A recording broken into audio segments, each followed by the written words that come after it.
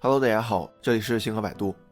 前一段韩国电视鱿鱼游戏戳中了大家的爽点，火得一塌糊涂，不仅掀起了一股抠糖饼浪潮，绿色运动服也成了万圣节的热门装扮。在看到第3关拔河游戏的时候，我都有点瑟瑟发抖，倒不是因为剧情多么惊悚，而是我担心以韩国以往的作风，会不会把拔河这项活动说成是他们的。于是我上网查了一下，果不其然，早在2015年12月2日，韩国就将拔河申遗，被联合国教科文组织列入人类非物质文化遗产名录。这就好比偷了人家的东西还申请了专利，不仅不讲武德，还不要脸。其实拔河在中国已经有2400年的历史了，墨子鲁问就有记载，当时楚国与越国之间进行水上周战，楚国请鲁班设计了一种名为勾墙的器具，在周战占优势的情况下，可以勾住敌船往后拉，不让敌人逃走。后来流传至民间，到了唐代被冠以拔河的名称。拔河被韩国申遗后，网友们开始对斗鸡、斗蛐蛐、踢毽子感到了深深的担心，因为这不是第一次，这个惯犯已经多次作案。比如2005年的江陵端午祭，是个人都知道端午节是中国的传统节日，他们在江陵的一个地区搞了一个萨满仪式，然后就申遗了。再比如2020年的韩国燃灯会，燃灯节是佛教节日，花灯也起源于中国，他们把两者一结合，然后又申遗了。韩国还有意将汉字申遗，这就是过分他妈给过分开门，过分到家了。从未见过有如此厚颜无耻之人。早在3000年前，我们就已经有了甲骨文，之后演变成金文、小篆等等。汉字刚开始传入韩国时，只有贵族官员才能使用。直到近代，韩国开始推行韩语，但由于汉字根深蒂固的影响，韩语成了四不像。他们思路一转，想直接宣称汉字是由其祖先东夷族发明的，而且还真的申遗了，结果被联合国多次警告。除此之外，他们还宣称屈原是韩国人，泡菜是韩国的，中医是韩国的，武术是韩国的，汉服是韩国的，借保护自己文化为名，模糊概念，把中国的文化说成是他们自己的。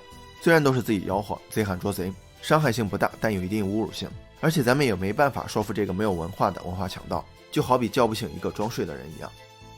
不过话说回来，韩国为什么总是觊觎我们的传统文化呢？吐槽之余，还是有一些东西需要我们去深思的。历史原因造成的文化影响。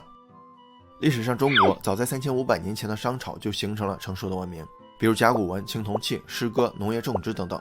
那时候什么韩国、日本还像原始部落一样茹毛饮血，跟文明差10万8千里。朝鲜半岛因为离中原最近，从春秋战国开始接受中华文化，到唐宋时期，从思想到民俗民风都已经完全中华化，有小中华之称，所以他们的文化只是中华文明的地方性次文化，说白了，一开始就是抄的。2. 对文化经济利益的追逐。韩国文化产业是比较发达的，韩剧、美食，包括拿了奥斯卡最佳影片的《寄生虫》和最近出圈的《鱿鱼游戏》，这些都是文化输出现象级的成功案例。当然，最终结果都是能带来巨大的经济效益。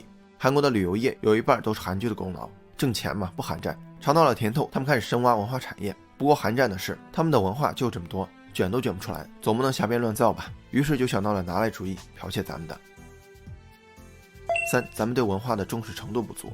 中国人受儒家思想的影响，一向是仁义礼智信，这体现在各个方面，对待文化也不例外。就说咱们太实在和仁爱了，韩国人、欧洲人谁来了，咱们都毫无保留的分享。学戏曲教你，学做瓷器教你，也不担心人家回去会不会这样一起用。这就造成了2种结果，一种是我们好像不太重视自己的文化，让韩国人觉得可以趁虚而入；另一种是我们的文化输出不温不火，这一点大家应该有目共睹。中国的传统文化在数量和质量上绝对首屈一指，而且有很多代表性的文化，由于深厚的历史底蕴和独特的文化标签，韩国人是没法窃取的。下面我盘点几个韩国人没法剽窃的中国文化。时间有限，所以我只列举了几个典型代表，只能说是中国传统文化中的沧海一粟。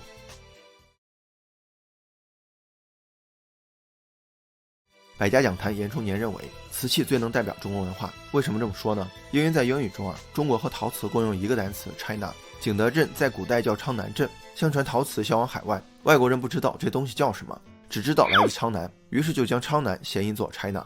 虽然韩国也有高丽青瓷，但也是受中国唐宋青瓷影响而发展起来的，说白了只是中国陶瓷的一个分支。咱们有5大名窑、8大名瓷，生产工艺及艺术呈现均有所不同。比如作为5大名窑之首的汝窑，因诞生于汝州，故名汝窑，造型古朴大方，以名贵玛瑙为釉，色泽独特，似玉非玉而胜玉，就像宋徽宗形容的雨过天晴云破处，这般颜色作将来。天青色釉也成为汝瓷的典型特征。另外，瓷器在原料和烧制过程都有严格的要求，加上年份和数量的限制，也决定了不同瓷器的价格有着天壤之别。还拿汝瓷来说，有句话是纵有家财万贯，不如汝窑一片。因为汝瓷问世以来，一般都是御用佳品，本来数量就少，其次保留至今的汝瓷大多都收藏于博物馆，市面上极其少见。在拍场中，从1940年到现在长达80年的时间内，只有6件汝官瓷拍品，而且每件价格都过亿。最后，瓷器不仅仅是生活器皿，它更像是一种艺术符号，承载着浓厚的文化价值。韩国的跳梁小丑们不能也不敢剽窃，因为他们根本学不会。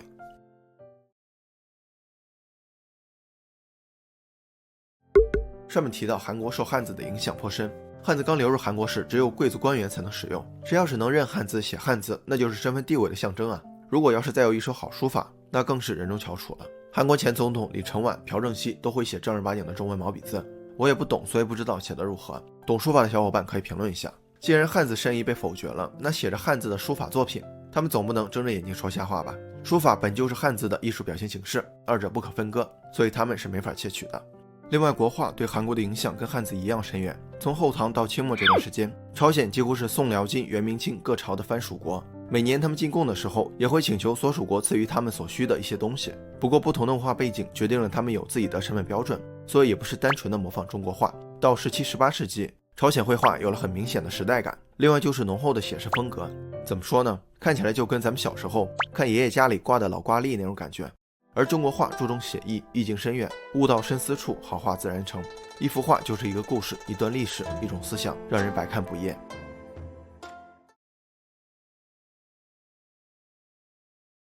有没有小伙伴知道韩国茶有哪些？我想来想去，也就大麦茶、柚子茶了。所以韩国不像咱们有专门喝茶的茶馆。其实韩国最初的茶叶也是在朝鲜三国时期从中国引入的。早期茶的传播是佛教徒。公元6世纪和7世纪，新罗有一些僧人，就像唐僧取经一样，为求真经来到东土大唐。他们在中国潜心修学10多年，然后回国传教。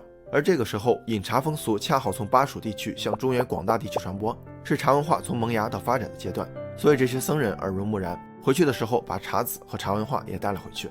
经历了几个世纪的发展，在韩国愣是没发展起来。到现在，他们喝茶的人也还是很少。因为茶文化由茶道、茶文学、茶艺术、茶馆文化、民俗茶文化组成，仅学习和传播其中1点2点，并不能孕育出浓厚的茶文化。而中国民族众多，地域辽阔，地方和民俗茶文化可以说是五彩缤纷，茶文学和茶艺术更是蔚为大观。